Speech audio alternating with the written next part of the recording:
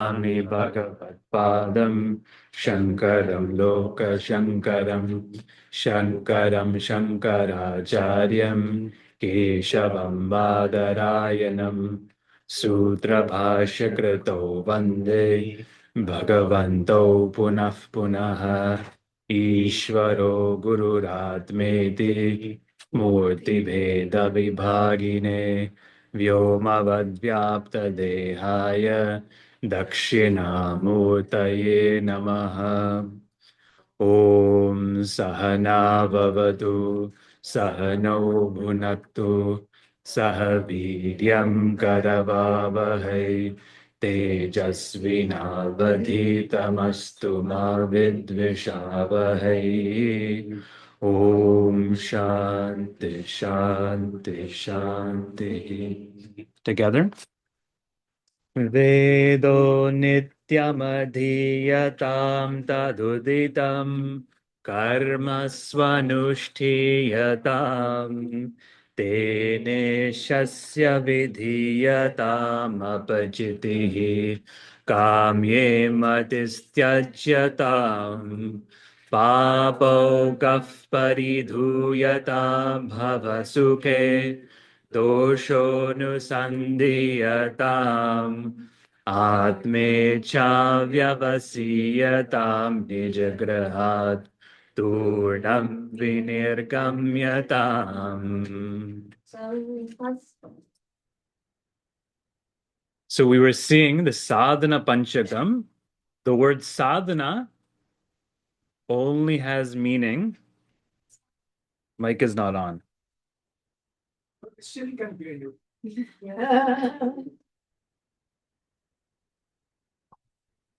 This technology becomes another samsara.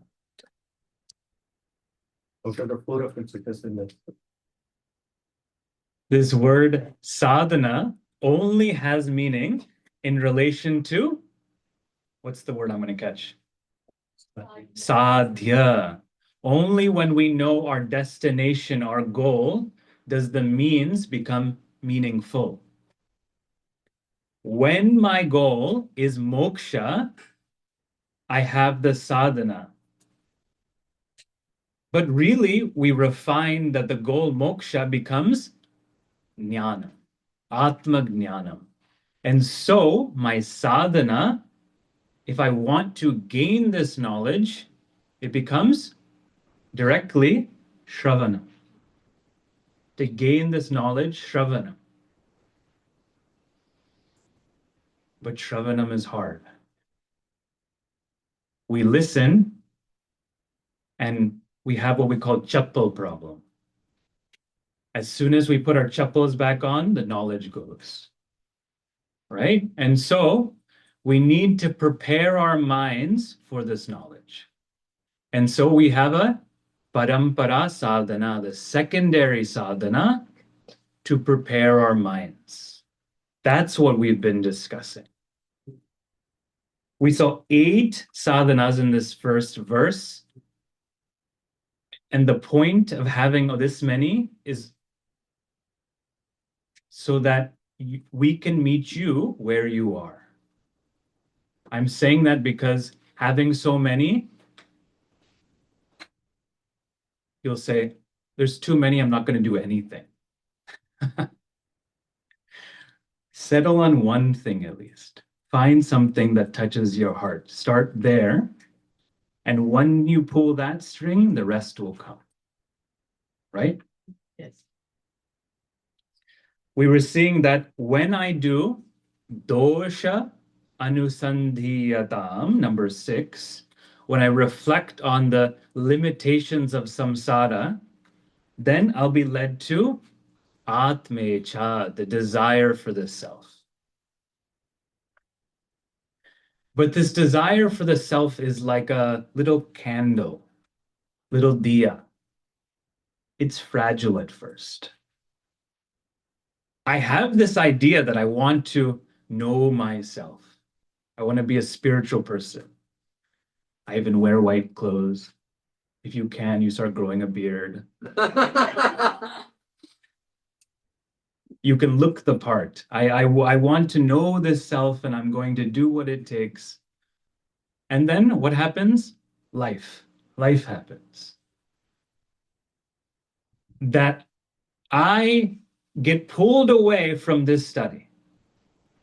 And so we protect this flame through Nijagrahat Turnam Vinirgamyatam and all the next verse that we're going to see.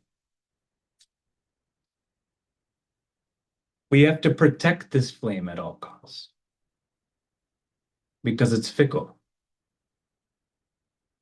So, with that said, we'll continue with the second verse.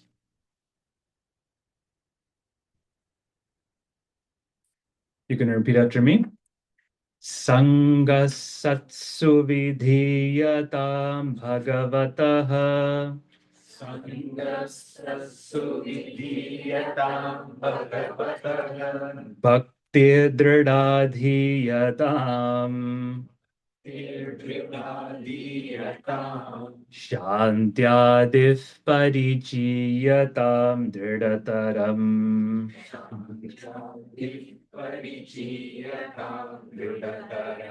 Karmashu santyajyatam Sadvidvanupasripyatam pradhitinam Tat padukam sevyatam Brahmaikaksharamardhyatam Shrutishiro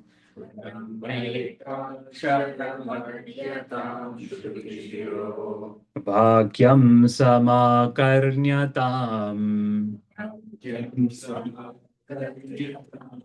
That last line, Shruti Shiro, Vakyam is one word. So you actually have to read the whole thing. So, Brahmaikaksharamardhyatam Shruti Shiro Vakyam Samakarnyatam.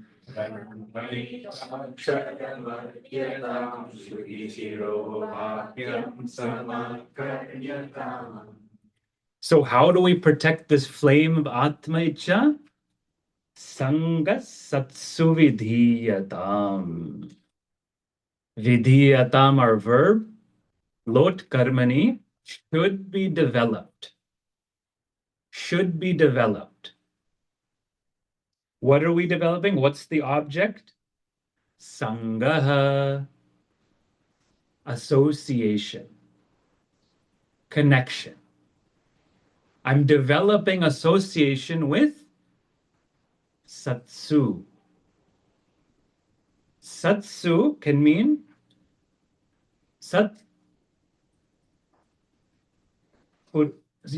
Purushaha, that good dharmic people. I develop association with good dharmic people. Now, funny thing happened today. In earlier class, we saw that the dhanyaha is sangha viraktaha, is the one who gives up association. Shivam, you can't trick us. In the same day we've heard that, maybe if it was a different day, we would have forgotten. But this was an hour ago. Still, a lot of you were like, oh, that happened in class? Yeah, that did happen in class. This is the end. You give up sangha. Now I'm saying develop sangha. When you are at a certain stage and you are a dhanya, when you have strength and conviction in your knowledge, you don't need connection with other people. Rather, it's about sitting with whatever you have already. Sitting with what you have and abiding in that. But until we get there, what are we? We're dhanya wannabes, right? We want to be that, and so we still need sangaha. We still need connection. And we have to be very careful what we connect with.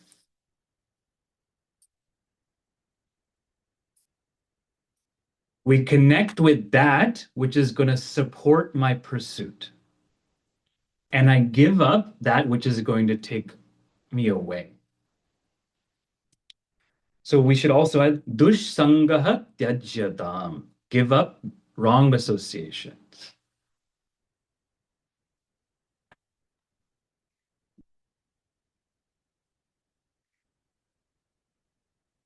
If you have if you had a parent or if you have a child, so that means everyone, you've heard surround yourself by good, right people. Right? We hear that this whole idea about peer pressure. Don't be pressured into doing wrong things. Right? So you've given that speech before. Yeah. This is the opposite. This is what we're calling positive peer pressure. Put yourself around people who are going to pressure you into the right thing. Put yourself around people who have qualities that you look up to. Everyone keeps telling me, Shivam, thank you for doing all this seva. I'm doing this seva so I get to hang out with Swaminiji. Because if I surround myself, it's the little interactions that matter. When you see how the jnani lives, you learn how to live. Similarly, it's why we have retreats. They say 1/4 of knowledge comes from acharya. Acharyat padam adatte. 1/4 of knowledge comes from the teacher. Padam shishyaha somedaya. 1/4 of this knowledge comes from your own intelligence. You're intelligent people, so you study, you listen, you reflect on your notes, so you begin clarity in this knowledge from yourself. Padam sab brahmacharyebhyah. 1/4 comes from your fellow brahmacharis. None of you are brahmacharis, but grahastebhyah. From all of your co-students, you gain 1/4 of knowledge. And then padam kala kramena. The last quarter comes in time. But that's important. That sab brahmacharyebhyah, that when I'm with fellow students who are like-minded, who are growth-oriented, who are seeking knowledge, what are we going to talk about? We're going to talk about what's for lunch. No. We're going to be talking about Vedanta. And so I encourage everyone here, when you're here for this week, you can talk about what you're watching on TV with other people. You can talk about where you're going on vacation with other people. You have very few days to be with people who are going to help you grow in this way. And so just as we take ourselves away from the connections, associations that are going to bring us down, we move towards those connections which are going to raise us up. This becomes very important connected to the next quality. So we chanted Sangha Satsu Vidyatam Bhagavato, but Bhagavato goes with the next quality.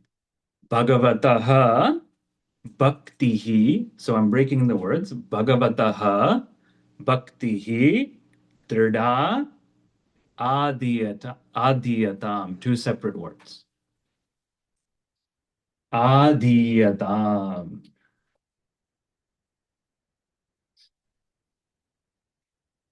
Should be cultivated. Adverb, drida, firmly. should be firmly cultivated. What should be firmly cultivated? The object is bhakti, devotion. Devotion to what? Bhagavataha, to Bhagavan. So devotion to Bhagavan should be firmly cultivated.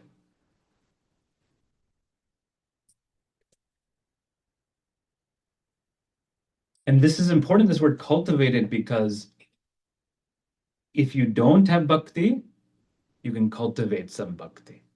If you have some bhakti, you can cultivate more bhakti.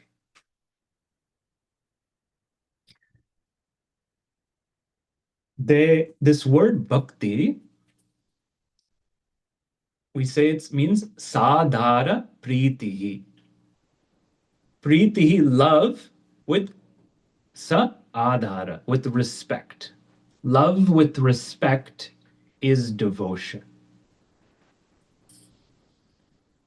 We have to add with respect, because I can say love you, but go sit in the corner of the room. We do that with the people we love. Love, but we also have respect. And so that devotion can be towards anything. We can say, right? Matra Bhakti, devotion to our mother. Desha Bhakti, devotion to our country. But here, Bhagavataha Bhakti, devotion to the Lord. Pujya Swamiji, even while teaching the Upanishad, even while teaching Brahma Sutra, would spend a huge amount of time teaching about Ishvara and Bhakti. Why? Because he found in his 60 years plus of teaching that people in Vedanta try to bypass Ishvara. See, Shivam, I'm a non-dual person. If me and Bhagavan are separate, then I am the temple. What worship are you talking about? Yeah. If you were in that state, my namaskar to you. But until you develop that at all times, if I call you at 3 a.m., what's the first thing you were going to tell me? Why the are you calling me at 3 a.m.? And I asked, who are you? You should say Ishvara. Of course, we don't want to be pretentious, but it should be in our unconscious. It should always be pervading in our mind that we are Bhagavan. But until we are there, until we see everything as Ishvara, until all is Ishvara, we see Ishvara somewhere.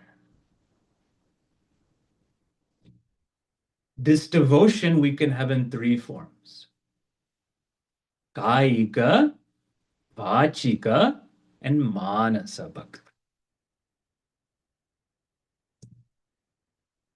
The way that we could develop a devotional practice is Kayika Bhakti, that the devotion becomes Kaya based.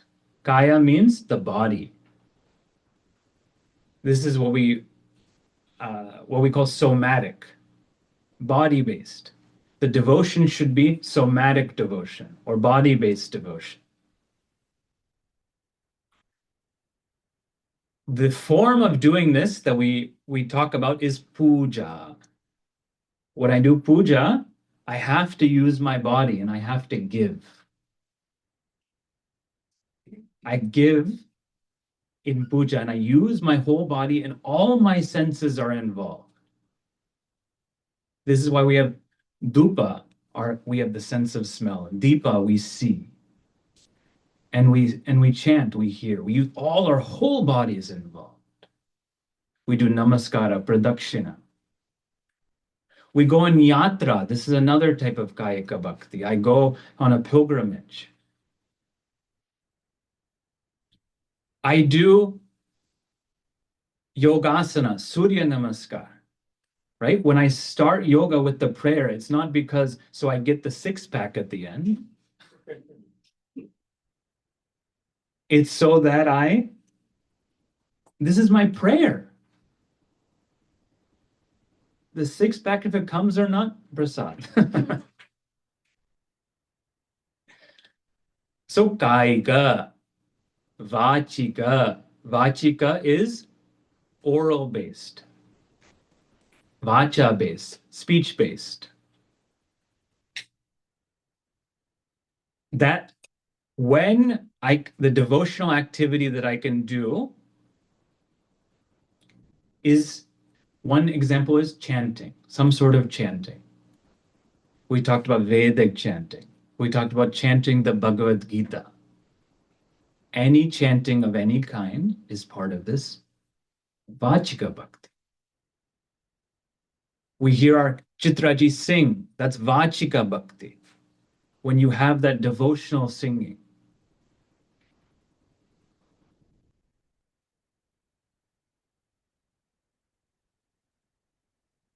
we find what suits us in terms of devotion. But we give these options not so that you can choose nothing. I keep reminding you, so that you can choose something that's suitable to you. We can do Vachika Japa. Japa can be out loud to begin with, if that's easier. Ucha Japa, we call it. And then we have Manasa. Manasa is mental, internal, in our mind. So Manasa Bhakti is what we call Upasana, meditation. Upasana means Upa asana, sitting near the Lord. If you've been coming to the meditation class, and in parentheses we have to add, and if you're awake, don't worry, my eyes are closed. So you are all meditating in my mind. It's about bringing our mind to Ishvara over and over and over again. Ishvara Vishayaka Manasa Vyapara, my mental activity that's focused on Ishvara. And we do Manasa Japa. We chant Om Namah Shivaya. Om Namah Shivaya. Om Shri Mahalakshmi Namaha. Shri Krishna in the Gita says, Yagnyanam Japa Yagnyosmi. Amongst all the different offerings, amongst all the different rituals you can do, Japa Yagnya is the best.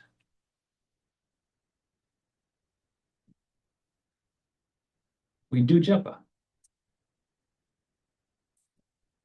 So when we do our chanting in the morning, when we do our small puja and offer Naivedyam, we also add some Japa. So this bhakti drida dhiyatam. It says drida. It should be firmly cultivated. Why should they say firmly? Because they know that on January 1st, you're going to make a New Year's resolution. I'm going to do japa every day. And they know by January 21st, you'll forgot what japa means. That's why you're going to start getting if you haven't, gym membership ads, weight loss ads, because they know that this is the time to target you. You have high intentions. But drida, we firmly cultivate this, that this becomes a part of our life. That when you don't do it, you miss it doing it. And you come back to it over again. Swamiji would say that when you offer Naivedyam every day, you know you're on your way when the day you don't do it, you feel like you missed. So that's what we were talking about. Right? So we developed this devotional practice firmly. Now, some people may say, Shim, I have trouble with devotion. Well, one thing to remember, I mean, jokingly, our acharyas will say, you have a father problem. But we have to take that a little bit seriously, very seriously. We may have a relationship with our parents, and we are attributing the qualities of maybe a strict or harsh parent onto Bhagavan. And so I have what we call transference. If that's the case, we have to look into that. If you're finding yourself, it's really hard, I would rather just bypass this whole thing. It might be worth looking into this part of your child.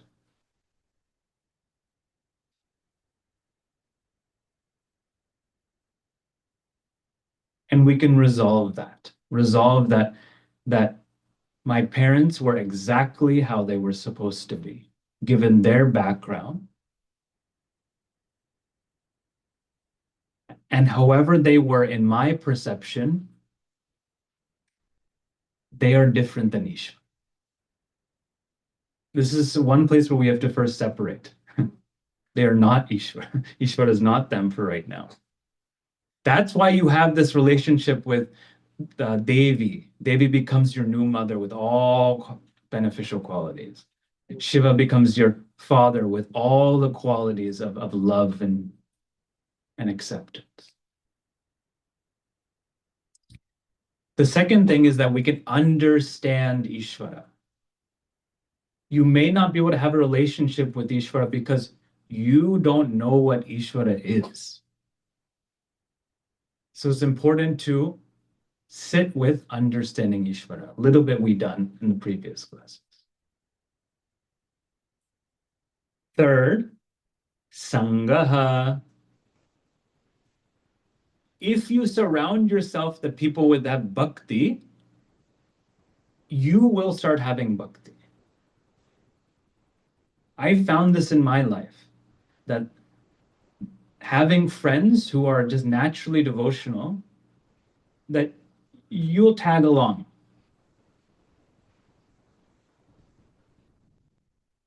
And so we set ourselves up in that.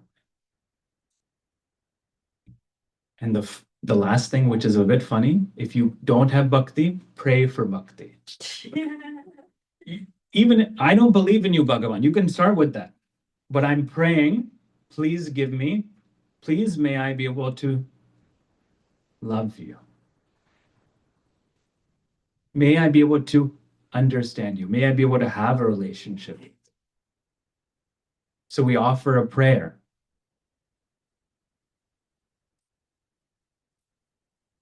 This bhakti is, when we say karma yoga, people say, oh, karma yoga and bhakti yoga. Bhakti is part of karma yoga. Because what is karma yoga? Connecting to Bhagavan, yoga, yuj, connecting to Bhagavan through my karma, through my action. Is puja an action? Yes.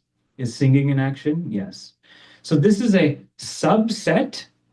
Bhakti is a small circle of actions within the larger circle of karma yoga. Is that clear? Bhakti, it was within the larger system of karma yoga. So we have that sense of devotion. The next quality, Shantyadif parichiyatam.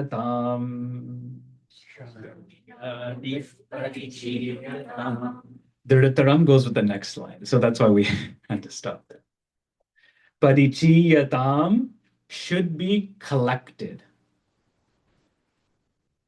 Chidatu means to collect. So that's why we say the Acharya is the one who collects all the Shastras for us.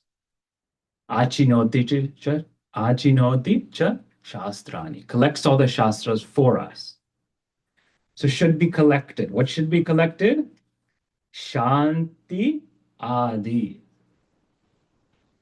Shanti, etc. Now, we have to be careful. Shanti here will take as Shama, as the quality of Shama, and I'll translate that in a moment. Because you can't just say, I'm going to be peaceful today. I'm going to cultivate Shanti. I'm just going to be peaceful today. This is like telling someone to chill out.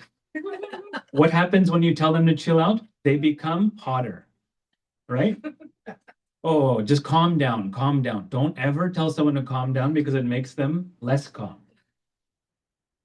It's like, so if I say collect, just collect peace. Like, if I could do that, wouldn't I have done that? So we have to take the word shanti, the word, it has the root sham.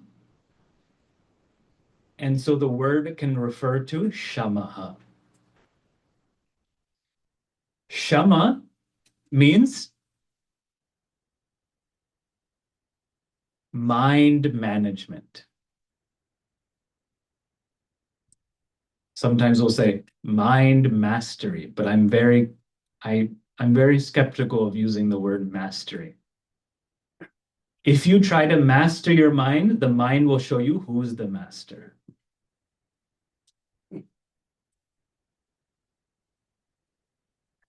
So we use a little bit simpler word of managing the mind. Even more approachable word will be befriending the mind.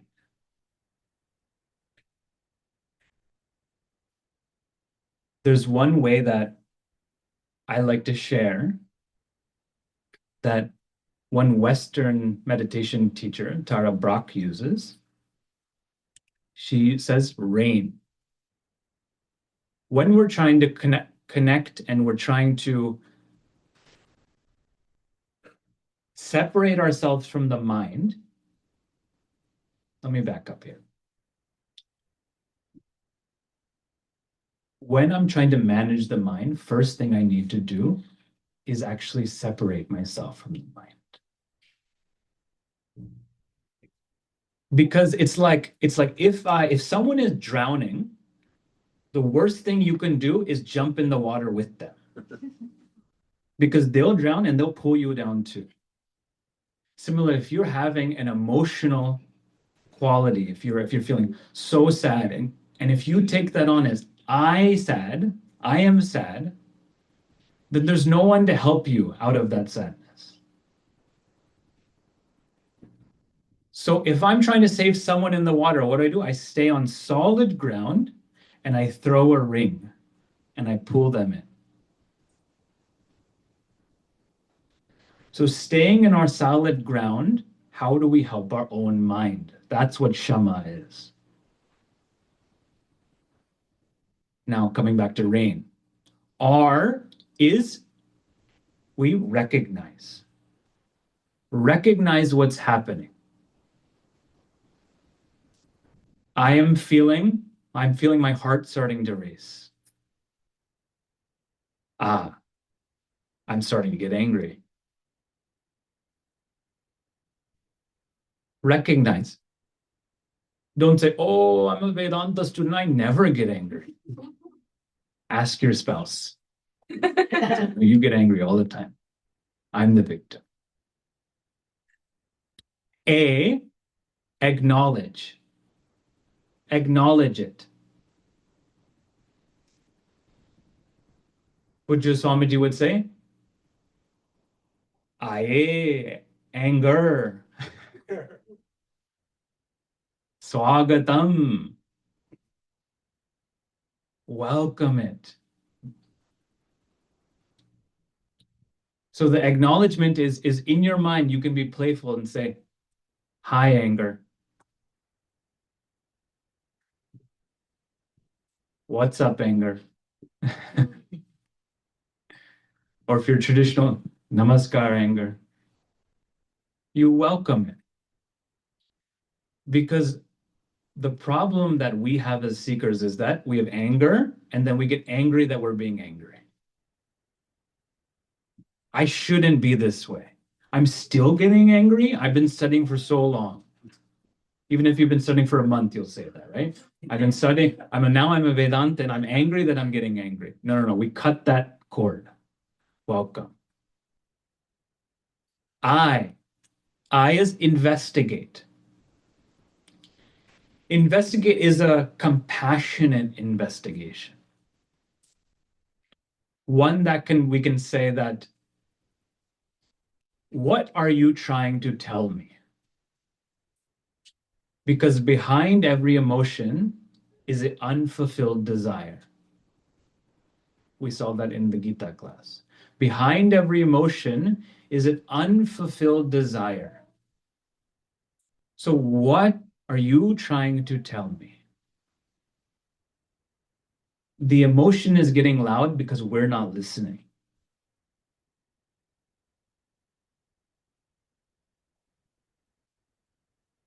Maybe I'm getting angry just because the body is telling me that I'm hungry.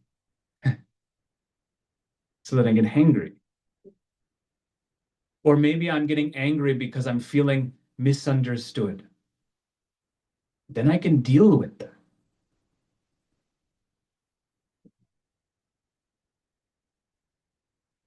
So we start asking, what do you can even, Swamiji says, make 2 cups of tea.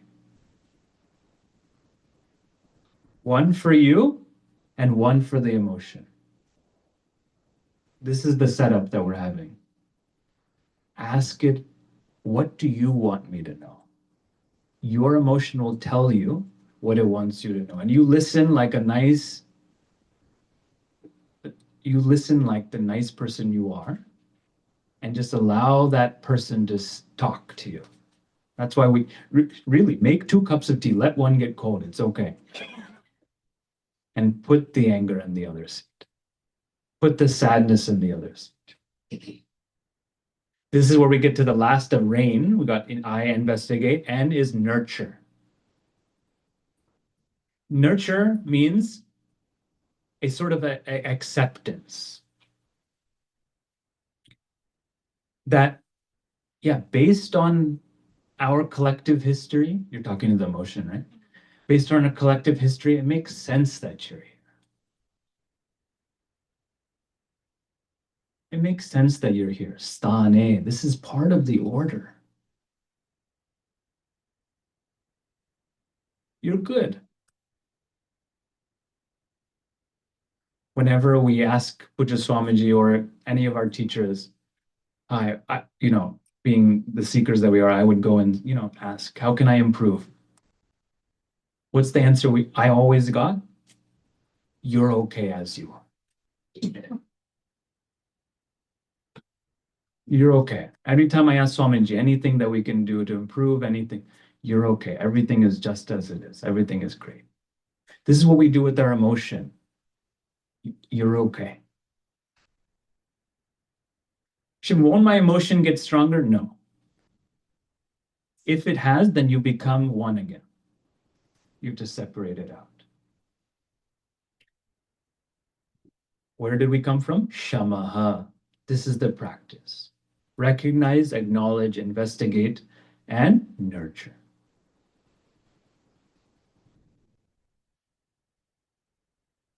Dhamma, so it says Shanti Adi, so Shama, etc. So by etc., what do we take? There's a 6-pack in Vedanta. Not your 6-pack of beer. This is a 6-pack of Vedanta: Shama, Dhamma, Uparama, Titiksha, Shraddha, Samadhanam. Did we get all 6? Yeah, okay.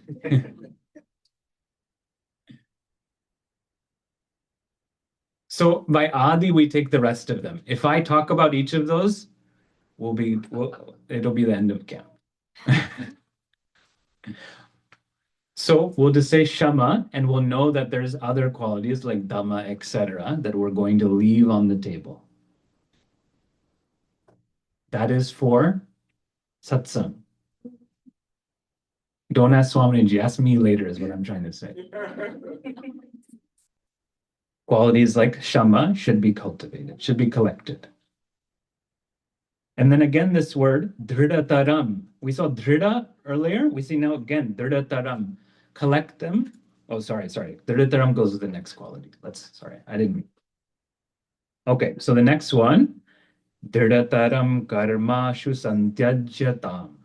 Right? Dridataram karmashu santyajyatam. So dridataram, karma, and then ashu is a separate word. Ashu santyajyatam. Santyajyatam should be, what's the judge? Should it be given up? What should be given up? Karma. Ashu means immediately.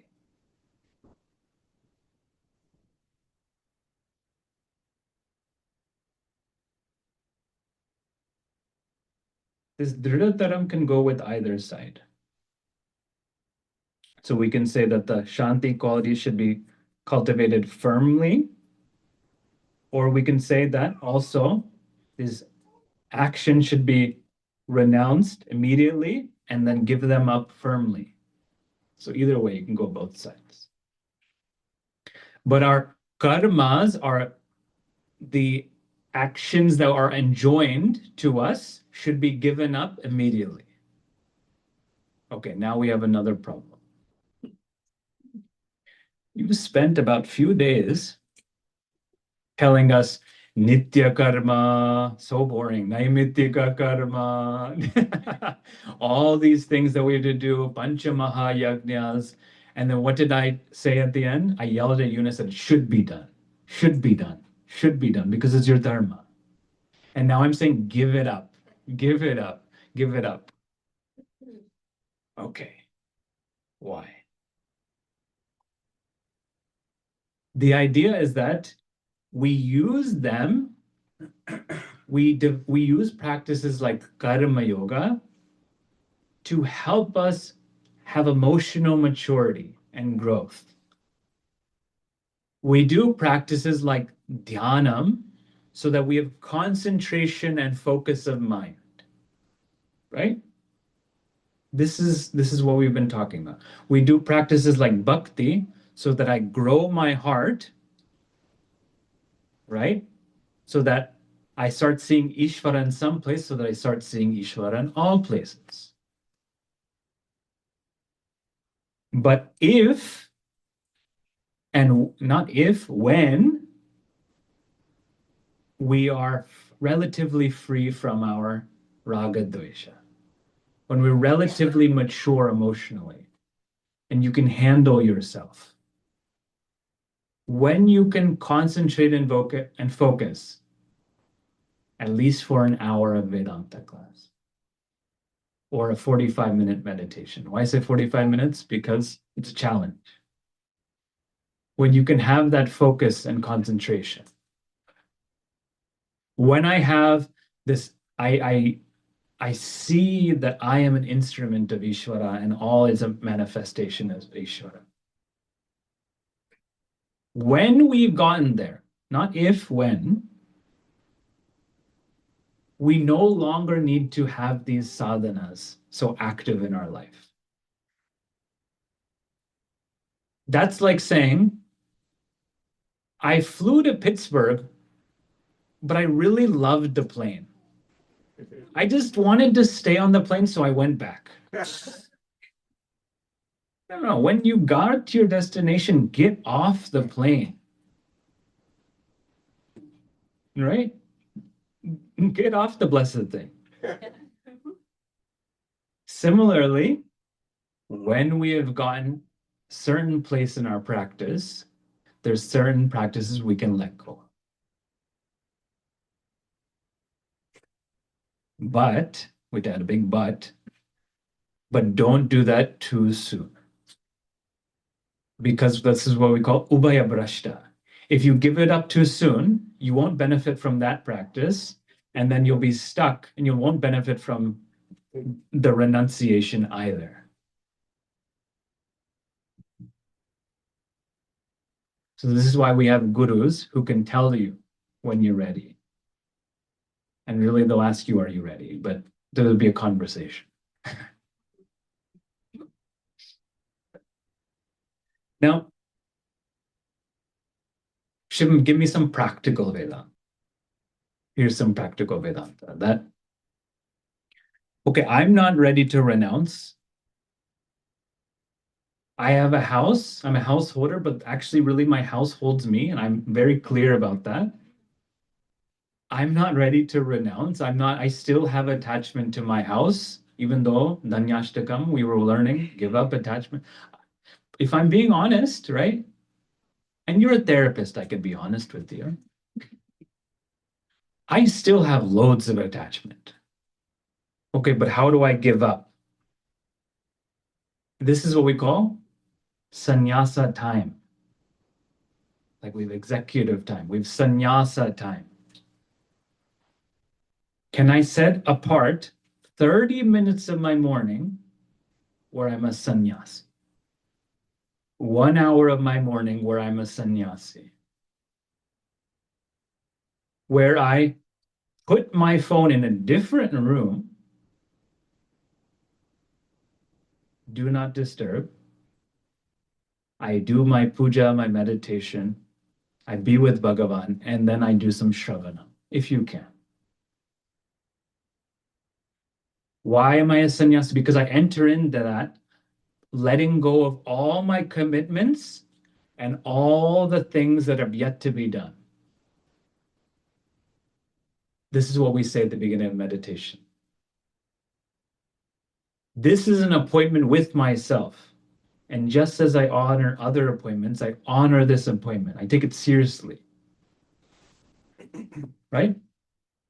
If I'm sitting with someone important, for example, let's take Swamiji. If you're sitting with Swamiji, you'll be there. You'll be present. You won't pick up your phone. You'll have turned it off already.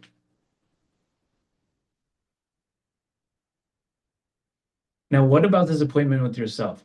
We take ourselves so unseriously. We keep the door open, we keep the phone on, we don't tell anyone, and we want to be distracted, actually. But we make this sannyasa time, where for an hour I'm a sannyasi, I'm not to be disturbed.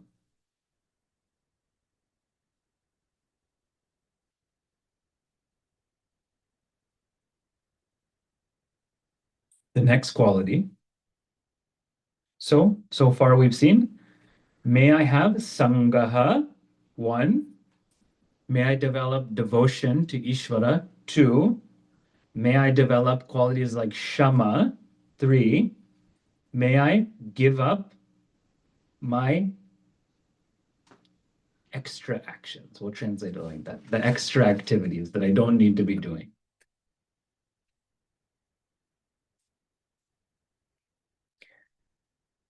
Now you have to see the setup. The setup that we're seeing so far is we've learned a lot about karma yoga through these verses. We've talked about bhakti. We've talked about developing a ichcha for the self. This is all well and good. But now I want to know the self. It's all well and good unless I don't have a teacher. What happens if you don't have a teacher? Then this is where we end. This is the story. That's the end of the story. But because of the punya that we've been getting from all of this, and because of our desire, it says in the next one, Sadvidvan upasripyadam. Sadvidvan upasripyadam. Third line. Upasripyadam should be approached. Who should be approached? Second case? No, first case, right? All karmani prayoga, right? Who's the sadvidvan? Vidvan, the knower. The knower of what? Sat. of truth. The knower of truth should be approached.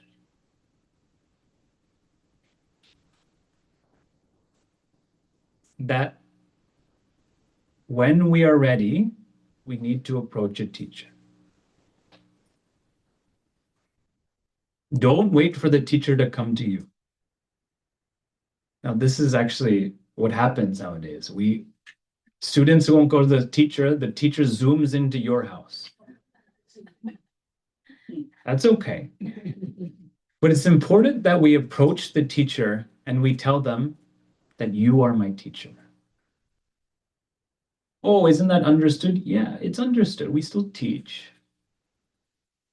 But when we approach the guru and we surrender ourselves to them, then there's a different quality to the teacher. They know that you're ready and you have shown your readiness.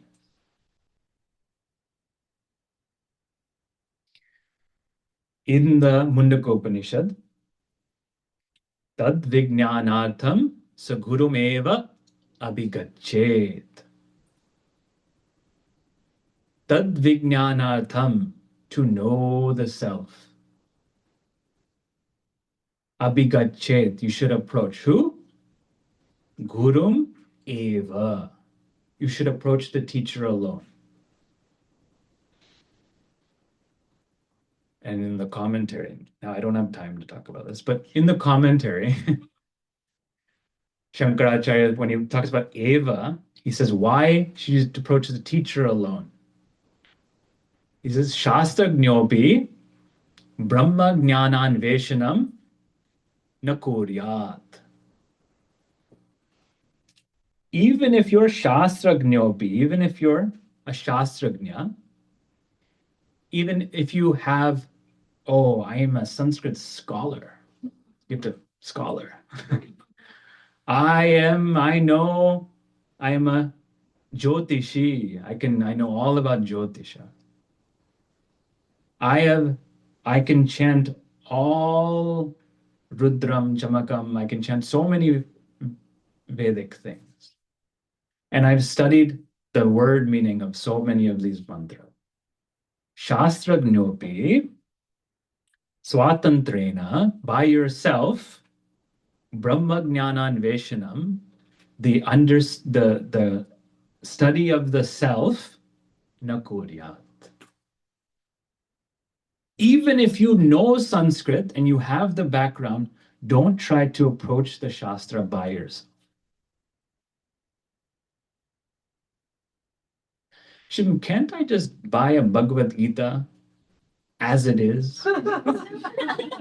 And I can look at the translation and I can understand. And even I have some Sanskrit knowledge. You'll delude yourself with those who know Sanskrit knows you know nothing. But I know some Sanskrit knowledge, so I can translate, I can understand. No, you'll translate to what's convenient to you. Because in the translation, what's funny is that you'll see that in the word Atma has so many meanings in the Bhagavad Gita. Atma does not just mean the self, it also can be referred to the mind. So it can say, control the Atma. Okay, I have to control the Atma. Atma can be controlled. No, it's here Atma means mind. You need a teaching lineage to clarify all this. You need a teaching lineage to get rid of all the wrong understandings so that you're only left with what is the right understanding. And we have this much trouble understanding with the teacher what to say without a teacher. Okay? So it's better to just be safe. Sadvidvan upasirpyatam. Approach the person who knows what you're looking for. If you're asking what is directions to Bentleyville, PA, you won't ask someone who is not from this area. Actually, you won't ask anyone. You'll only ask Google. So you ask the one who knows this. And there's another nice meaning of sad here. Sad can mean good. The vidvan, the knowledgeable person, the good knowledgeable person. And by good, we mean qualified. In the second, tadvijnanatam sagurumeva abhigachet samit panihi shrotriyam brahmanishtam. We approach the teacher samit panihi with twigs, with wood in our hand. It's earth shaking. We approach the teacher showing our readiness. What kind of teacher? Shrotriyam Brahmanishtam. The teacher who is Shrotriyam, who is studied in the tradition. So the first quality is that your teacher should have a teacher. If the teacher says that, I got the download. I was in the white heat of meditation, I got a download. You say, you keep that download. Okay? We're okay without that. Why? Because even if they may have had an experience or they may have had previous karma that they got this knowledge without learning. But that does not mean that they can convey to you what they're experiencing. It's like I was thinking earlier when we were talking about bhakti. If I try to tell you what love is, no words would be adequate, right? Because the experience of love cannot be understood in words. And in that way, what I mean is that the experience that someone may have, if they do not have a tradition to give them the language to convey this, they'll just say, be with yourself. Ask, who am I? And you'll land there. And if you ask, who am I enough, you'll be left with, I'm an idiot. That's all you'll be left with, right? You need a teaching tradition to help you get there. So the Shrotriyam and also Brahmanishta, someone who is abiding in this self, the one who is very clear that they are the self. But we learned that we don't know who is the Brahmanishta. Only Brahmanishta knows who a Brahmanishta. But we can find out who is a Shrotriya, who has studied in a traditional setting, who has the command of the pramana, who can wield the pramana, who can wield these words in a way that can create understanding. We approach that person to be safe. Sadvidvan upasripyatam.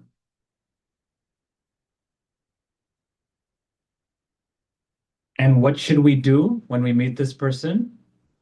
We'll see you in the next class.